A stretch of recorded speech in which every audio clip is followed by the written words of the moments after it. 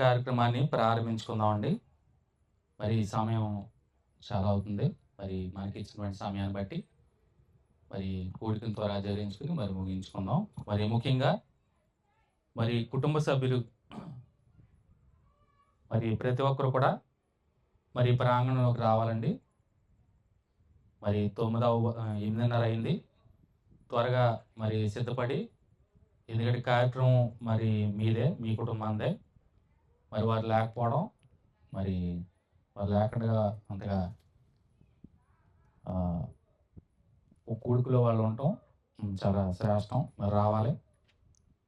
వెంకట్రావు గారు, అలాగే వారి కుటుంబంలో బిడ్డలందరూ కూడా, మరి బంధువులు, మరి ఎవరైనా మిత్రులు, శ్రేయోభిలాషులు అందరూ ఉంటే ప్రతి ఒక్కరు కూడా మరి ఈ ప్రాంగణంలోకి రావాలండి. ప్రభుపేట మనవి చేస్తున్నాను. ముఖ్యంగా మరి కూడికనైతే ప్రారంభించడానికి మరి సిద్ధపడుతున్నాం. మరొకసారి మరి వారి కుటుంబాన్ని విజ్ఞప్తి చేస్తున్నానండి. మరి రావాలి కుటుంబ సభ్యులందరూ కూడా. కూడిక ప్రారంభించడం జరుగుతుంది. త్వరితగతిన రావాలి పనులన్నీ ముగించుకుని. మరి స్థానిక సంఘ సభ్యులు కూడా మరి త్వరితగతిన పనులన్నీ ముగించుకుని మరి వారి గృహానికి చేరాలని మరి ప్రభుపేట మనవి చేస్తున్నానండి. ప్రార్థన చేసుకుందాం. ప్రార్థన చేసుకోవడం ద్వారా మరి కార్యక్రమాన్ని ప్రారంభించుకుందాం.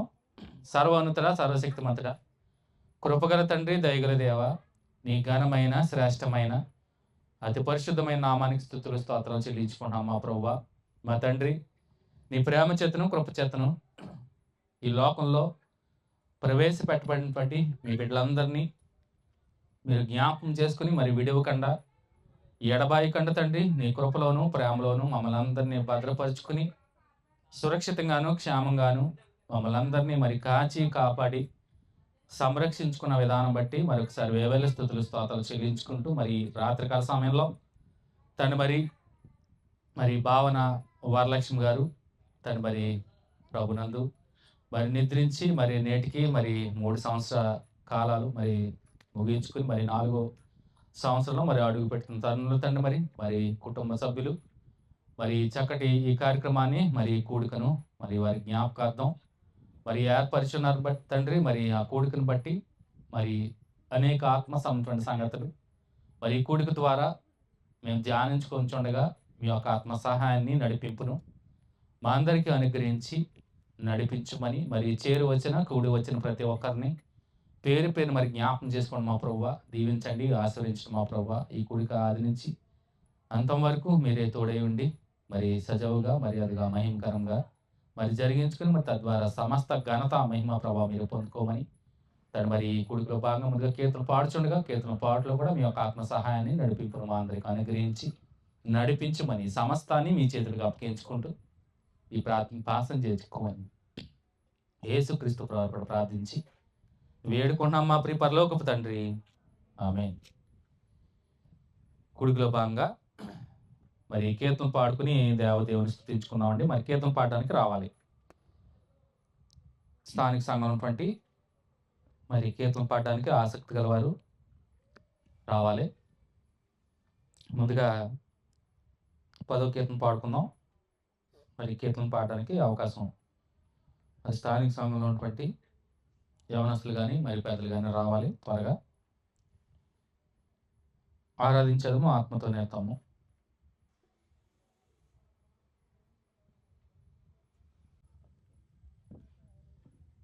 ముందుగా 10వ కీర్తన పాడుకుందాం. ఆరాధించేదము ఆత్మతో నిరతము యెహోవా దేవుని మనమంతా ఆనందగానము మనసారా చేయుచు ఆనందగానము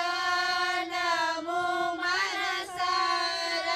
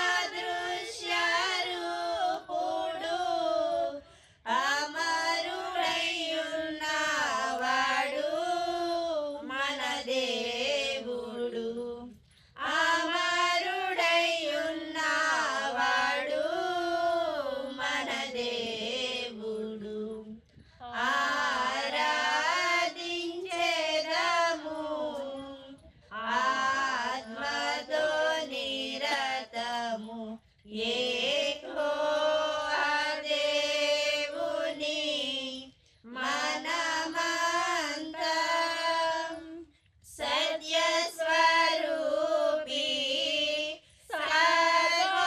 సర్వోన్నతుడు మహిమాన్వితుడు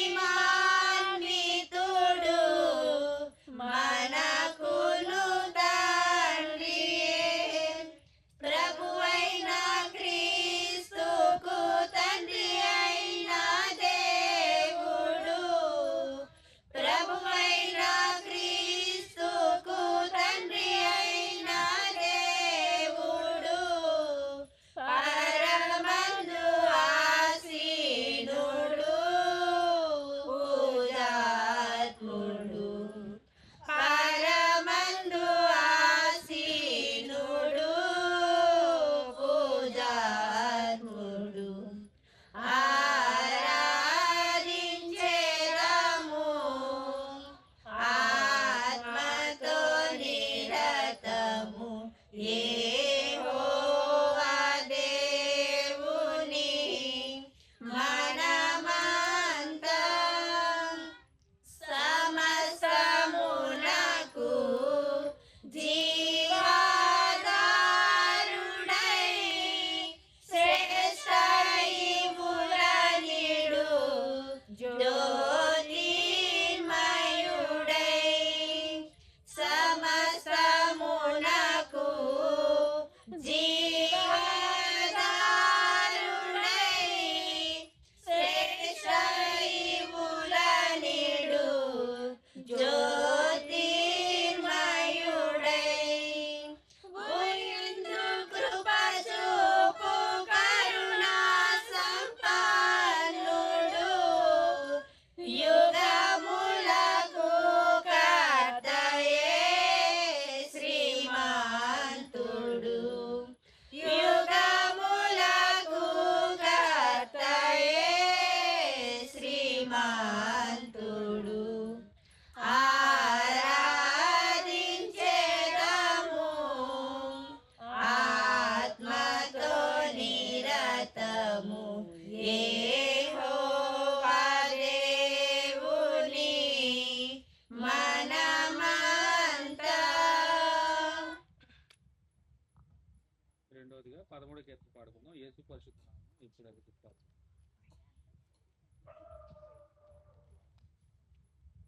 యేసు పరిశుద్ధ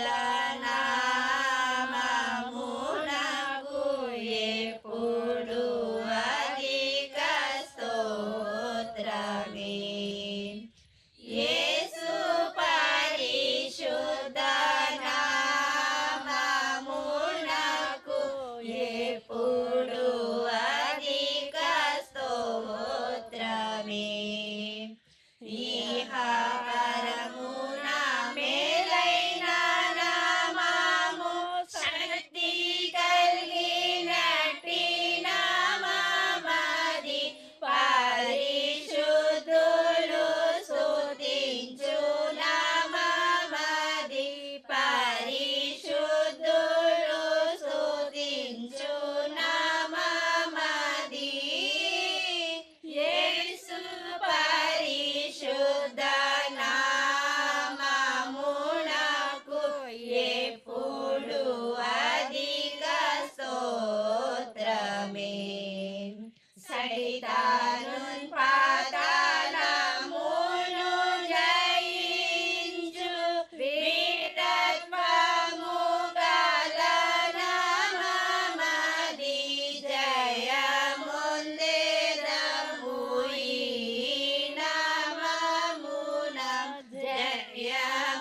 జయముందెదము ఈ నామమున యేసు పరిశుద్ధ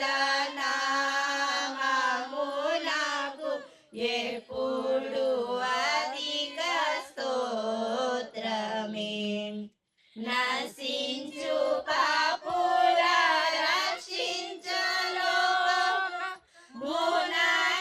రక్షించలోకమునకెత్తించిన నామమది పరలోకమున చేర్చు నామమది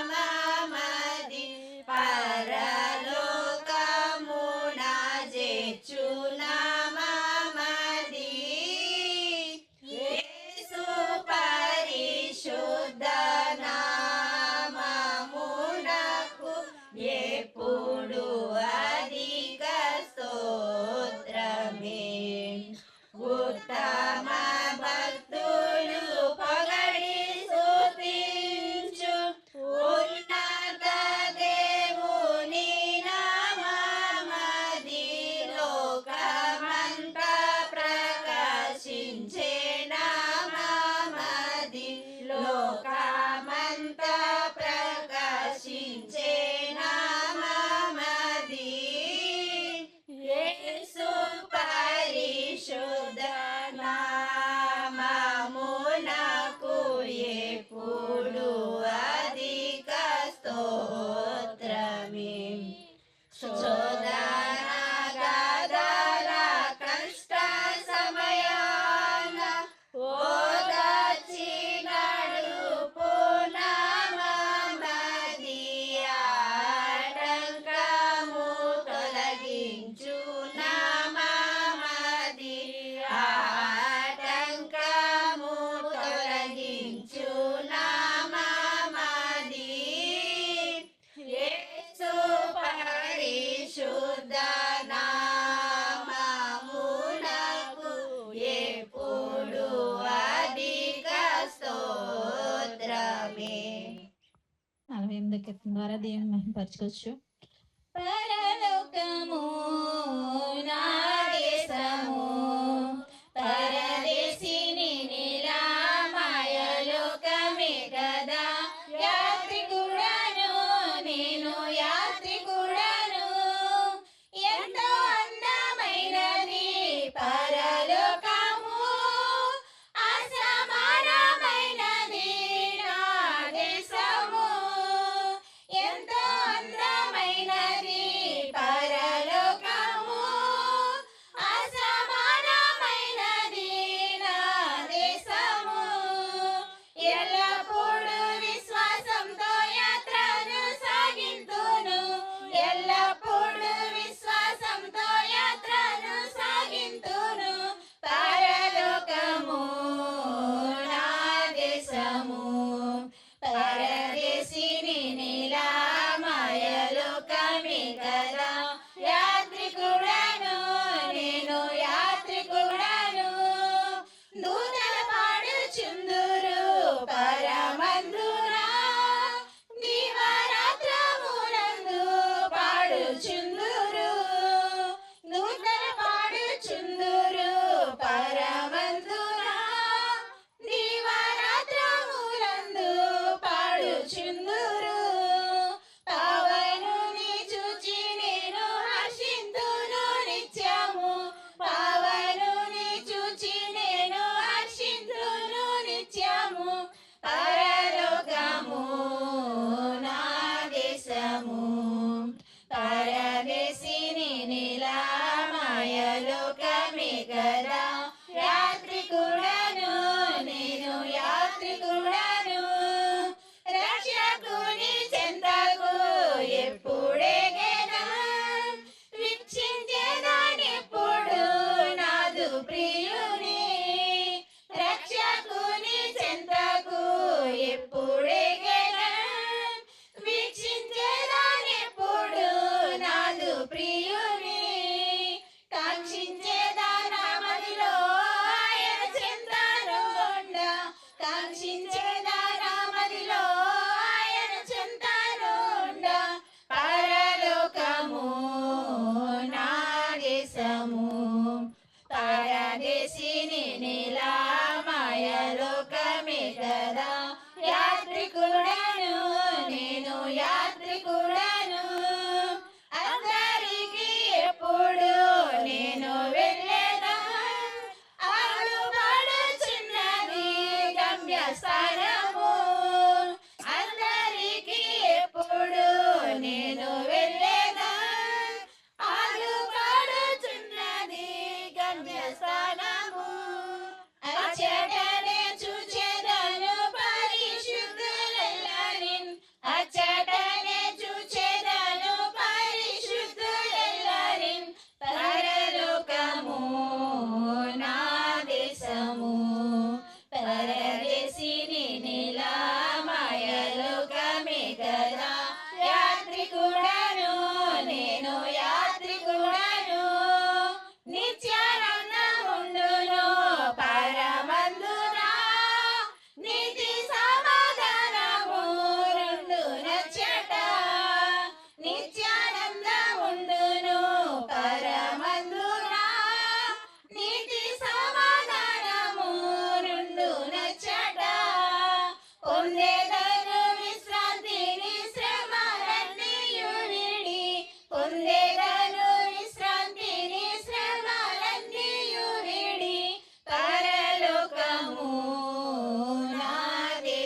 దినము పరదేశిని నిలమయలు కమిగదా యాత్రికుడను నేను యాత్రికుడను. చివరికి 50 చెప్పాలి.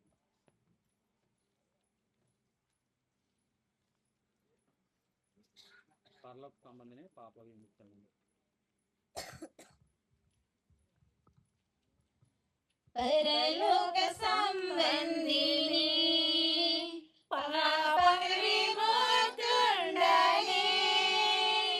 ప్రభు యేసు ముఖమును కనులారా చూడగా ప్రభు యేసు ముఖమును కనులారా చూడగా ఆశతో జీవింతునే ఇలాలో పరలోక సంబంధిని ధనదారిద్ర్యము నాకుండినా ధనగణ బలములు లేకుండినా ధనదారిద్ర్యము నాకుండినా ధనగణ బలములు లేకుండినా బోధన సాధన చేసిన నేను బోధన సాధన చేసిన నేను బీదల తోడా ఉండేదా పరలోక సంబంధిని పాప విముక్తుండని ప్రభు యేసు ముఖమును కనులారా చూడగా ప్రభు యేసు ముఖమును కనులారా చూడగా ఆశతో జీవింతునే ఇలాలో పరలోక సంబంధిని 12 ద్వారాల పరపురమును కనులారా చూచెడి దినమెప్పుడు 12 ద్వారాల పరపురమును కనులారా చూచెడి దినమెప్పుడు భక్తి శ్రేష్ఠుల తోడ నా యేసును భక్తి శ్రేష్ఠుల తోడ నా యేసును మయమిడి ఎదురేగెదన్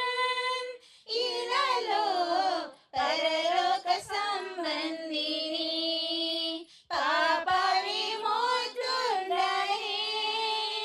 ప్రభు యేసు ముఖమును కనులారా చూడగా ప్రభు యేసు ముఖమును కనులారా చూడగా ఆశతో జీవింతునే ఇలాలో పరలోక సంబంధిని ఆకలి దప్పికల చెడుండవు వ్యాధి బాధలు చింతల చెడుండవు ఆకలి దప్పికల చెడుండవు వ్యాధి బాధలు చింతల చెడుండవు కన్నీటి కష్టాలు అసలుండవు కన్నీటి కష్టాలు అసలుండవు కోరికలే లేని తావుల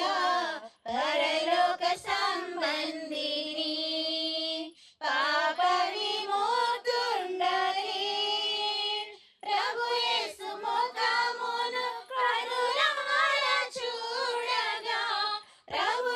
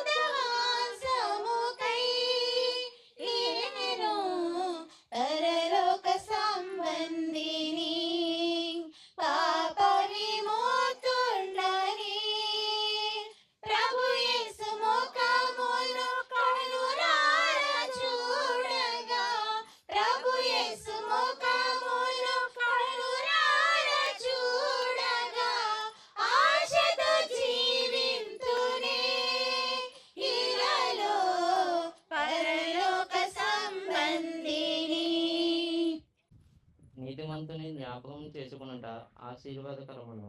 భక్తిహీనుల పేరు అసహ్యత సృష్టించును.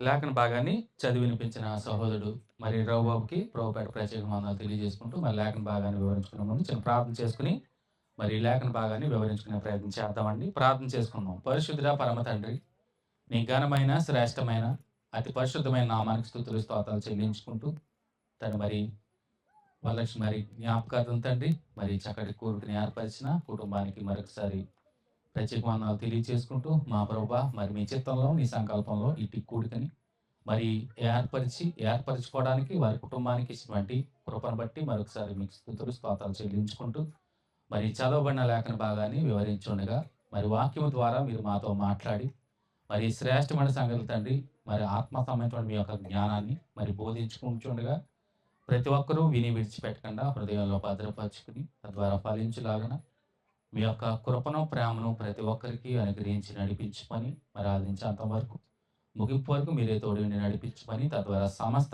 ఘనత మహిమ ప్రభావం మీరు పొందుకున్నాం. ఈ ప్రార్థన పాసం చేసుకున్నాం యేసుక్రీస్తు ప్రభువును ప్రార్థించి వేడుకుంటున్నాం మా ప్రియ పరలోకపు తండ్రి, ఆమేన్. రైట్, ముందుగా ఇటు సమయాన్ని నాకు అనుగ్రహించినటువంటి తండ్రి దేవునికి కుమారుడినటువంటి యేసుక్రీస్తు ప్రభువు పేట మరి చేరి వచ్చిన మరి కూడి వచ్చిన ప్రతి ఒక్కరు కూడా నా శుభాభివందనాలు తెలియజేసుకుంటానండి. మరి దేవదేవుడు మరి ఆయన బిడ్డల్ని మరి ఆయన నిత్యము జ్ఞాపకం ఉంచుకోవడం అంటే సజీవులుగా ఉన్న వారిని అనుకుంటాం, అవునా? ఎందుకంటే మనం మనుషులం కాబట్టి ఎక్కువగా వాడుతున్న మాటలు ఇవి ఏమా. తరచు ఈ లోకంలో ఇలా వచ్చేయండి, నా పక్క వచ్చేయండి, వెంకటరావు ఇక్కడ కుర్చీలు ఉన్నాయి, ఇలా వచ్చేయండి, ఇలా వచ్చేయండి, 2 కుర్చీలు ఉన్నాయి ఇక్కడ ఖాళీ, చెరుకు కుర్చీ మీద వచ్చేయండి ఇలా. రైట్, ఈ లోకంలో జ్ఞాపకం అనుకోగానే ఏం గుర్తొస్తుంది మనకి చెప్పాలి? ఈ లోక జ్ఞానంలో మనకున్న జ్ఞానం బట్టి మనుషులు కదా మనందరం, జ్ఞాపకం ఉంచుకోవడం అంటే గుర్తుపెట్టుకోవడమే. సో రైటే, మనం తరచూ వాడే పదం ఇదే. నన్ను మర్చిపోయే బుద్ధిగా జ్ఞాపకం లేదు నేనే అంటూ ఉంటాం, అవునా? మరి ప్రభువునందు ఉండి నిద్రించిన వారిని కూడా జ్ఞాపకం చేసుకోవడంట ఆశీర్వాదకరమగును అని దేవుని ఒక వాక్యం తెలియజేస్తున్నాను, అవునా? చదవబడి లేక ప్రతి ఒక్కరికి కూడా ఈ వచనం చాలా కంఠస్థం కూడా, సండే స్కూల్ పిల్లల వాక్యం కూడా ఇది. సో మనం తరచూ ఎక్కువగా ఆదరణ కూడికలోను జ్ఞాపకార్థ కూడికలోను మనం ధ్యానం చేసుకుంటూ ఉంటాం. ఇప్పుడు ఈ సందర్భాన్ని ఈ వచనాన్ని జ్ఞాపకం చేసుకుంటూ ఉండలేము. సో ఒకసారి మనం నీతిమంతుల్ని ఎందుకు జ్ఞాపకం చేసుకోవాలి? సో మరి ఈ యొక్క మెసేజ్ని మరి నిన్ననే నేను ఇచ్చాను, కానీ మరి ఎవరు చూడలేదు, కెమెరా ఆగిపోయింది. ఛానల్లో పెట్టినా కానీ మరి సేవకులు ఒకరిదే మెసేజ్ రికార్డ్ అవ్వడం నాకు చాలా బాధేసింది. అయినా కానీ అయిన కాడికే రికార్డ్ అయింది పెట్టాను. ఎక్కువ సేవకులు వచ్చినప్పుడు ఇబ్బంది ఇదే, ఫ్రీగా మాట్లాడటానికి అవ్వదు, అంతకు మించి సమయం చూసుకుని మాట్లాడాల్సి వస్తుంది. ఇప్పుడైతే ఎవరు లేరు, ఫ్రీగా మరి సమయాన్ని కూడా మొత్తం నాకే కాబట్టి చక్కగా ఫ్రీగా మాట్లాడదాం అనుకుంటాను. ఎందుకంటే అద్భుతమైన ప్రసంగం, మరి ఎందుకేమో హీట్ ఎక్కువైపోయి ఆగిపోయింది. నిన్నదేనా ఆ పని గారి గృహనందు చక్కటి మెసేజ్, ముందు సేవకులు రికార్డ్ అయింది కానీ అది రికార్డ్ అవ్వాలి, ఆగిపోయింది ఫోన్. సో ఇదే విషయాన్ని ఈ టాపిక్ని నేను మాట్లాడాను. సో నీతిమంతుల్ని జ్ఞాపకం చేసుకున్నట్టు ఆశీర్వాదకరం. సో మరి అదే బైబిల్, మరి నీతిమంతుడు లేడు ఒక్కడు లేడు అంటుంది. మరి ఏంటి దీనికి అసలు? అదే బైబిల్ మరియు ఒక పుస్తకంలో ఒకలాగా మరి వేరొక చోట ఒకలాగా ఎలా మాట్లాడుతుంది అంటే, మనం గ్రంథాన్ని పరిశీలన చేసుకుని చదువుకుంటా ఉంటే, సో దేవాతి దేవుడు నరులను నిర్మించి ఈ భూమి మీదకే ప్రతి ఒక్కరిని యథార్థవంతులుగానే పుట్టించాడు, అవునా? గ్రంథం తెలియజేస్తుంది. దేవుడు మానవుల్ని యథార్థవంతులుగానే పుట్టించాడు. సో పుట్టించినప్పుడు ఈ భూమి మీదకి అంటే మొట్టమొదటిగా దేవత దేవుడు మన స్వరూపమందు మన పోలిక చొప్పున నరులను నిర్మిద్దామని ఒక ఆలోచనలతో, ఆ సంకల్పంతో, మరి జగత్తు పునాది వేయబడక మునిపే ఆ సంకల్పం ఉన్నది కనుకనే చక్కటి మట్టి నుంచి చక్కటి రూపాన్ని చేసి ఆయన జీవాత్మ ఎప్పుడైతే ఊదగానే నరుడు జీవాత్మ అవడం. సో మీ అందరికి తెలిసిందే. సో సాటైన సహకారినిగా అవ్వమని నిర్మించడం, వారిద్దరిని చేతపరచడం, మీరిద్దరు యాక్సరీలుగా ఉంటారనడం, వారికి చక్కటి ఏదెను అనే ఒక చక్కటి ఇంటిని, అంటే ఒక గృహాన్ని, ఒక తోటని గృహంగా చేసి అందులో ప్రవేశపెట్టడం. అక్కడ ప్రవేశపెట్టినప్పుడు దేవాతి దేవుడు సో వారికి ఏం ఆజ్ఞాపించాడు? ఇది కూడా సండే స్కూల్ పిల్లలకి కూడా తెలిసిందే. అవునా? మిగతా పెద్దవాళ్ళకి తెలియకుండా ఉండదు ఇది. ఏంటది? 2 చెట్లేసి ఒక పండు, ఒక చెట్టు వృక్షం ఏమన్నాడు? తినమన్నాడా? తినొద్దన్నాడా? పిల్లలున్నారు ఎక్కువ. తినొద్దన్నాడా? అవునా? సో ఆజ్ఞను అతిక్రమించడం ద్వారానే ఏమొచ్చింది లోకంలోకి? సో దేవాతి దేవుడు ఆజ్ఞాపించాడు. నువ్వది తినిన దినమున నిశ్చయముగా చచ్చెదవు. సో ఆత్మీయ మరణాన్ని పొందుకున్నారు ఎవరు? వారిరువురే. సో లోకంలోకి అప్పటి వరకు వారికి కల్లా కపటం, అసలా ఈవెన్ స్త్రీ, పురుషుడు అనే భేదం కూడా లేకుండా, అంటే నిర్మలమైనటువంటి మనసుతో ఉన్న వారిరువురు ఎప్పుడైతే దేవుని ఆజ్ఞను అతిక్రమించడం ద్వారా వారు మనోనేత్రాలు, అంటే వారు ఏమైంది? వారు ఒకరినొకరు చూసి దిగంబరులుగా ఉన్నారు అనుకున్నారు. అంటే వెంటనే ఎప్పుడైతే దేవుని ఆజ్ఞను మీరారో వెంటనే ఏమొచ్చింది లోకంలోకి? దేవుడు ఎక్కడ ఆదామా అన్నప్పుడు నేను సో చూడండి, అంటే నేను చెప్పిన పని నువ్వు ఎందుకు మీరావు?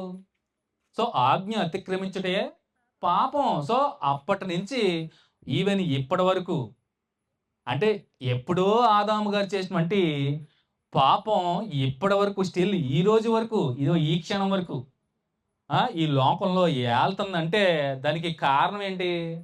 దేవుని ఆజ్ఞను అతిక్రమించడం ద్వారానే పాపం అనేది ఈ లోకంలోకి ప్రవేశించింది.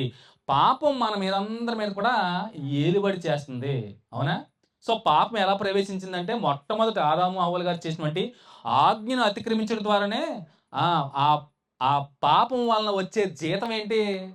మరణం. మరణం ప్రతి ఒక్కరికే సంప్రాప్తమైంది. మరణం రుచి చూడని నరుడు ఎవరు? మరణం నుంచి తప్పించుకునేవాడు ఒక్కడు కూడా, ప్రతి ఒక్కరు, ఈవెన్ నా దాకా అందరూ ఈ లోకంలో ప్రపంచంలో మనిషి అన్నవాడు ప్రతి ఒక్కడు కూడా మరణం రుచి చూడకుండా ఎవ్వరూ దాని నుంచి తప్పించుకోవడానికి ఏ అవకాశము లేకుండా పోయింది. సో మీ అందరికి తెలిసిందే, రాను రాను నోహ నుంచి అక్కడ అబ్రహాం నుంచి, అక్కడి నుంచి మోషే గారి వరకు, ఎక్కడ వరకు? మోషే ద్వారా ఇచ్చినటువంటి ధర్మశాస్త్రం ద్వారా అప్పటి వరకు ఉన్నటువంటి పాప పరిహారం ద్వారా, అంటే బలులర్పించడం ద్వారా, అంటే ధర్మశాస్త్రం ద్వారా ఇచ్చినటువంటి ఏమిచ్చాడు? ఆజ్ఞలు ఇచ్చి పాపాన్ని ప్రక్షాళన చేసుకోవడానికి ఒక జంతువునో, గొర్రెనో, మేకనో బలి ఇచ్చడం ద్వారా ఆ పాపాన్ని ఎప్పటి వరకు? టెంపరరీ విమోచించుకోవడం, అంటే పాపాన్ని పరిహారం చేసుకోవడానికి పాప పరిహారార్థ బలి అర్పించుకోవడం ద్వారా, అంటే నా పాపానికి బదులుగా నువ్వు బలి అవ్వాలని ఒక దూడనో, గొర్రెనో ఏటాట బలి అర్పించడం ద్వారా ఆ పాపాన్ని కడిగి వేసుకుని, అది ఎప్పటి వరకు? అది టెంపరరీ. అంటే మానవుని పాపము కంప్లీట్గా పోవట్లేదు. అంటే మరణం మన మీద ఏలుబడి చేస్తుంది. అంటే ఏ మనిషి ద్వారా అయితే మరణం ఈ లోకానికి వచ్చిందో ఆ మనుషుని ద్వారానే పాపానికే విమోచన కలగాలి.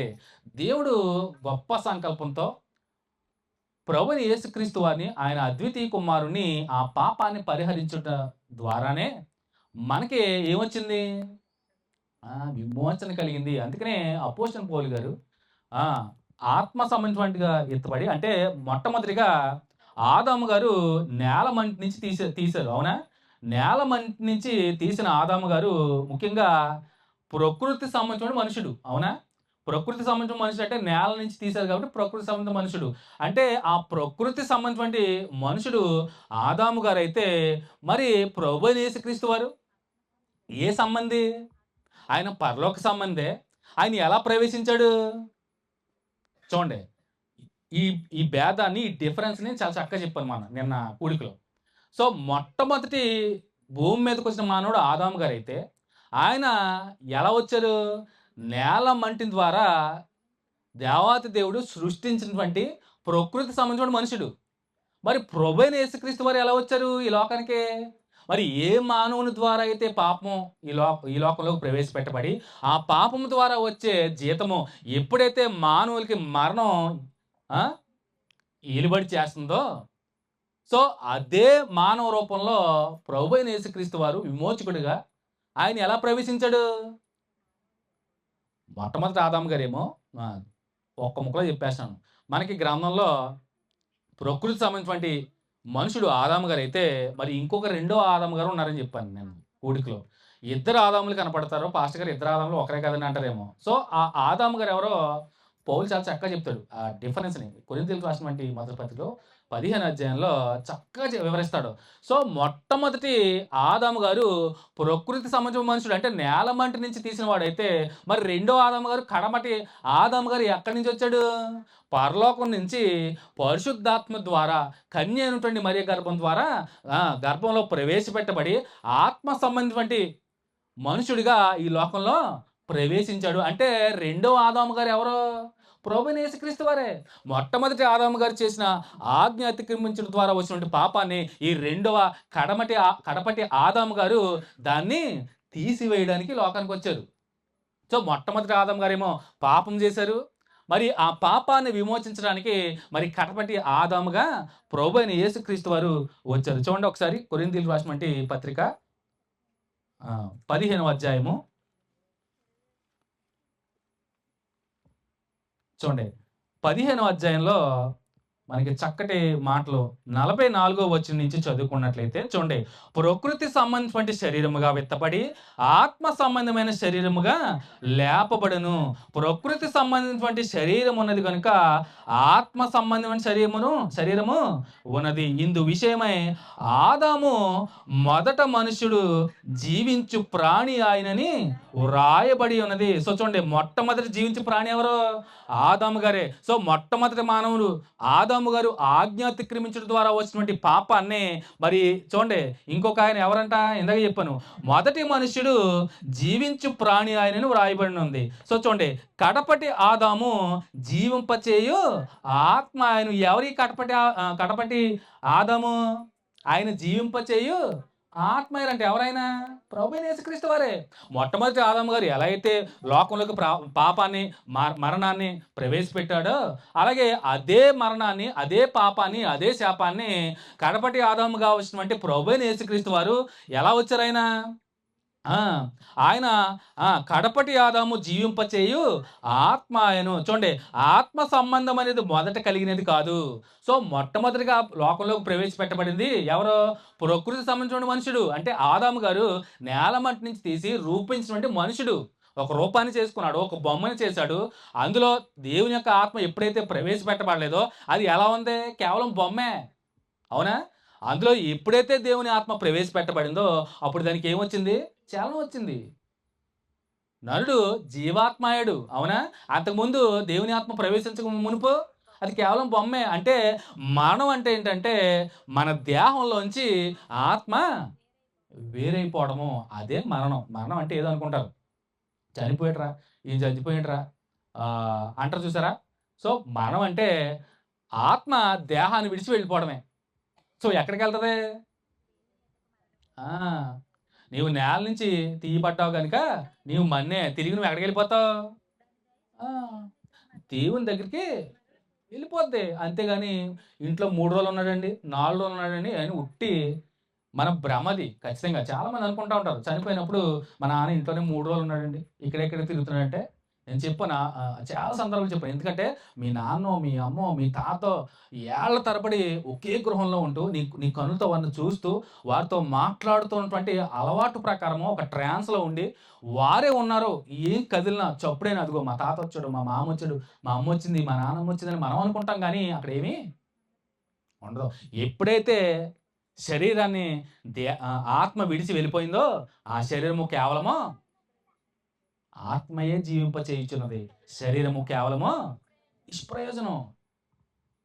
దేవుడు ఆదిలోనే చెప్పేశాడు, నువ్వు నేల నుంచి తీయబడ్డావు, మన్నైపోతావు నువ్వు.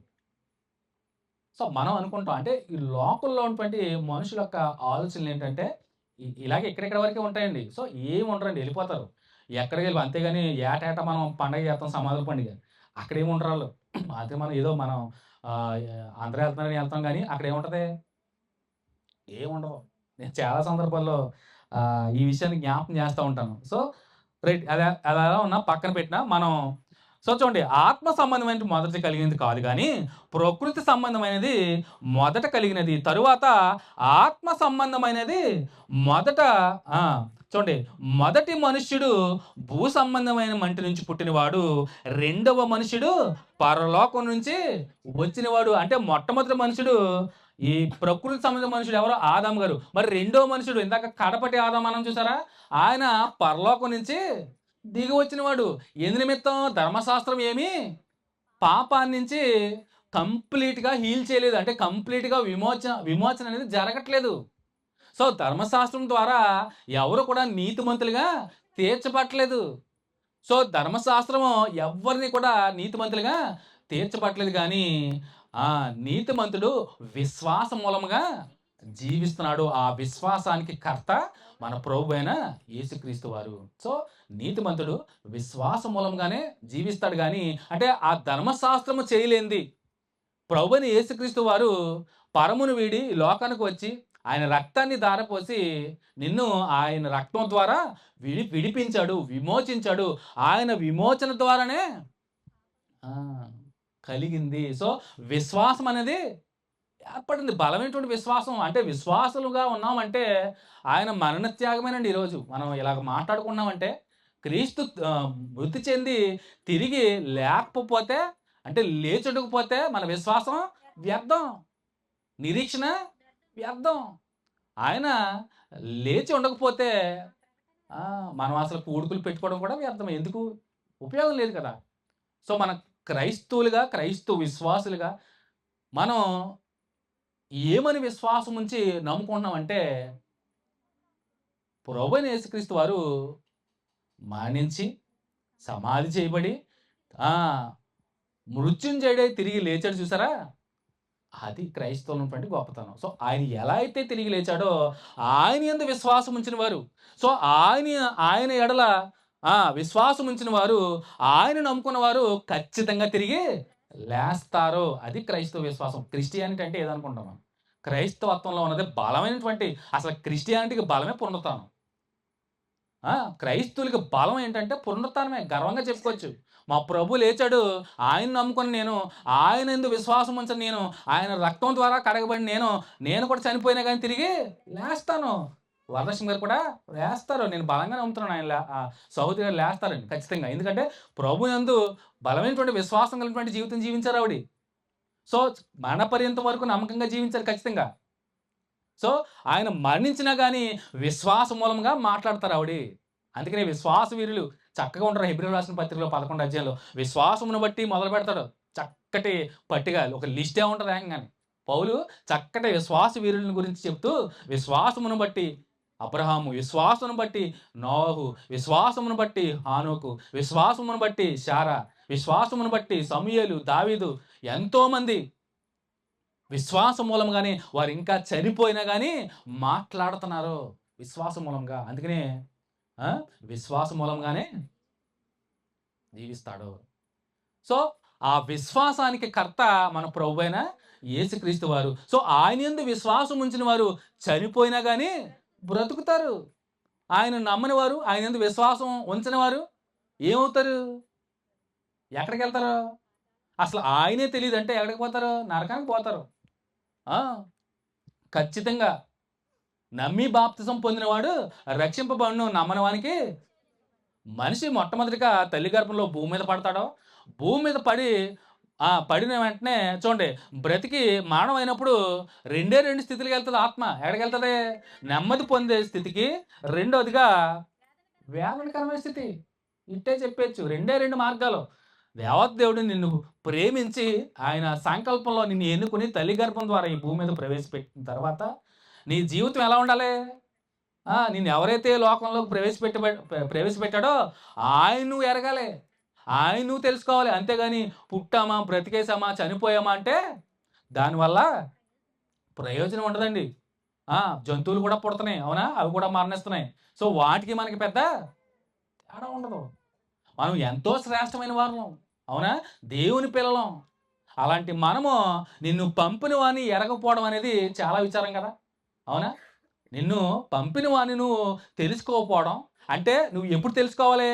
ఈ భూమి మీద జీవించినంత కాలంలో ఖచ్చితంగా నువ్వు దేవుణ్ణి ఎరగాలి, వెతకాలి. ఆయన చూస్తున్నాడంట. నన్ను వెతుకువారు ఉన్నారా లేదని ఆ! అక్కడి నుంచి చూస్తున్నారంట. నన్ను వెతికేవారు ఎవరైనా ఉంటారా అని ఆయన తొంగి చూస్తున్నాడంట మనల్ని. ఆయన వెతికేవారిని. సో, మనం ఆయన్ని తెలుసుకోవాలి. ముఖ్యంగా ప్రభువైన యేసుక్రీస్తు వారు మన త్యాగాన్ని ప్రతి ఒక్కరు కూడా ఎరగాలి. ముఖ్యంగా మనందరికీ తెలుసు ఆయన త్యాగం. కానీ ఇంకా ఎన్నో నశించిపోయే ఆత్మలు ఉన్నాయి. వారు ఆ ఆత్మలన్నీ వేదనకరమైన స్థితిలో పడకుండా ఆ నెమ్మది పొందే స్థలంలోకి చేరాలంటే ప్రభువైన యేసుక్రీస్తు వారిని మనం పరిచయం చేయాలి ప్రతి ఒక్కరికి. సువార్తను ప్రకటించాలి. సువార్తలో ఏముందంటే మన సమాధి పునరుత్థానాన్ని ప్రకటించడమే సువార్త. సో, సువార్తలో అంటే బాప్తిసానికి సాదృశ్యం. అవునా? బాప్తిసం అనుకున్నారు. బాప్తిసంలో ఉన్నటువంటి సాదృశ్యం ఏంటి? మరణ, సమాధి, పునరుత్థానమే. సో, బాప్తిసం ద్వారా ఏం జరుగుతుందంటే ఏదో ములిగేత్తనం, పాస్టర్ గారు ఎళ్లి ముంచేత్తన్నారు ప్రార్థన చేసి అనుకుంటున్నారు మీరు. సో, బాప్తిసంలో చాలా పరమార్థం ఉంది. బాప్తిసం ఆయన మరణ, సమాధి, పునరుత్థానానికి సాదృశ్యమని ఎంతమంది తెలుసు ఇక్కడ? బాప్తిసం అనుకుంటే ఏదో నీటిలో ముంచుడు ద్వారా మనం ఏదో ఒక ఆత్మ వచ్చేసి మనం రక్షణ పొందేసుకుంటున్నాము, రక్షింపబడతాం మనం అనుకుంటాం గానీ, ఆయన చిత్తంలో, ఆయన సంకల్పంలో అసలు వాక్య ప్రకారము, వాక్యపు వెలుగులో దాగి ఉన్నటువంటి సారాంశము ఏంటంటే, ఆయన మరణ, సమాధి, పునరుత్థానమే బాప్తిసం సాదృశ్యం. సో, ఎప్పుడైతే నీ నోటితో నీ పాపాలను ఒప్పుకొని, ఎప్పుడైతే నీటి దగ్గరికి వస్తావో, ఎప్పుడైతే నువ్వు ఆ నీటిలో ముంచబడతావో, ఎప్పుడైతే ముంచిన మునిగిన నీవు ఎప్పుడైతే నువ్వు పైకి లేస్తావో, ఖచ్చితంగా ఆయన మరణ, సమాధి, పునరుత్థానానికి సాదృశ్యమే. సో, మరణించడం అంటే నీ పాపాల నిమిత్తం నువ్వు మరణించడం, నీటిలో సమాధి చేయబడ్డం, తిరిగి నీటిలోంచి లేవడమే మరణ, సమాధి, పునరుత్థానానికి సాదృశ్యంగా కనపడుతుంది ఖచ్చితంగా.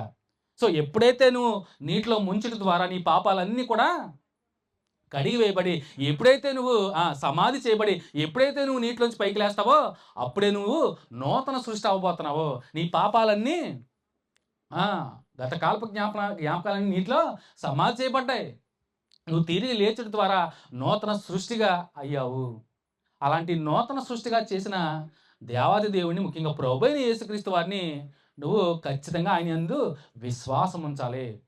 అట్టి విశ్వాసం ఉంచిన వారు విశ్వాసం మూలంగానే జీవిస్తారు. మరణించినా గాని వారు అట్టి నీతిమంతులు మనం జ్ఞాపకం చేసుకోవడం ఆశీర్వాదకరం నిజంగా. ఎంతోమంది నీతిమంతులు ప్రారంభం నుంచి నోహు లేడా నీతిమంతుడు, నిందారహితుడు, దేవునితో నడిచినవాడు.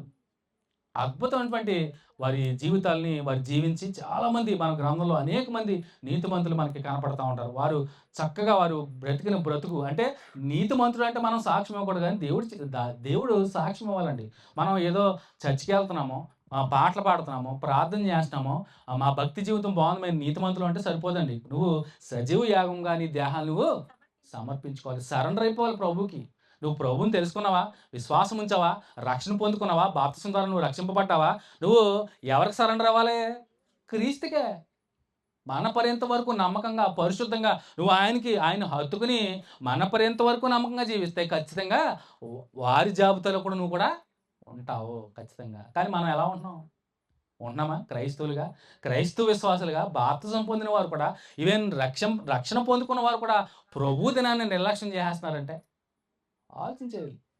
ప్రార్థనకి వెళ్తున్నారా? రక్షణ పొందుకున్న వారు ఒక ప్రభు దినాన్ని ఎగ్గొడితే ఎంత భయంకరమైనటువంటి మనం దేవుని దృష్టిలో ఎలా కనపడతాం అసలు ఆలోచించేయండి.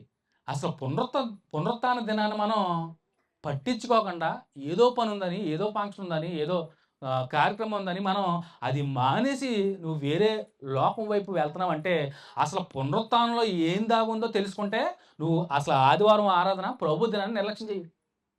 ప్రభు తిరిగి లేచిన దినమే ప్రభు దినం. అవునా?